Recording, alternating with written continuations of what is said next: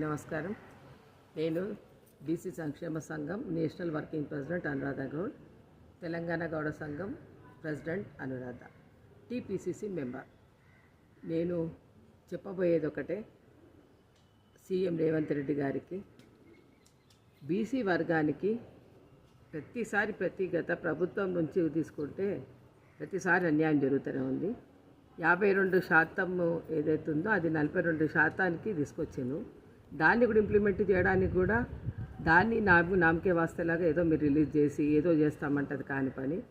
ఇవన్నీ పక్కన పెడితే ఇప్పుడు గురుకులాల గురించి చూసుకుంటే అద్దె భవనాలలో చాలా ఇబ్బంది పాలవుతుంది. మీరు పర్యటన చేస్తూనే ఉన్నారు కదా, ఒక్కసారి బీసీ హాస్టల్స్కి బీసీ కాలేజెస్కి మీరు ఒక్కసారి పర్యటన చేయండి, మీకు తెలుస్తుంది అక్కడ ఉన్న ఇబ్బంది ఏందో.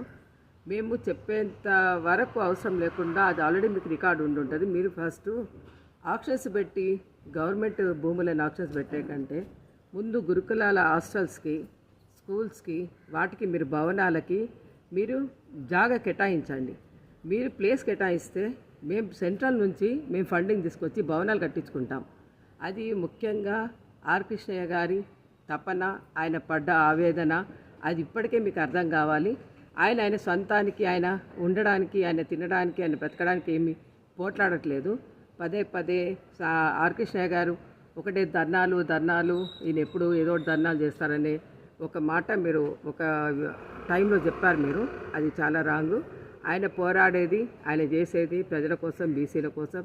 బీసీ నాదమే ఆయన చివరి గడియ దాకా నా వంతులో ఉన్నంతకాలం, నా శక్తి ఉన్నంతకాలం నేను పోరాడేది బీసీల గురించి అని లాస్ట్ టైము ఆయన ఆల్రెడీ అనౌన్స్ కూడా చేసిండు. అది మీ అందరికీ ఆల్రెడీ ఇన్ఫర్మేషన్ వచ్చే ఉంటుంది.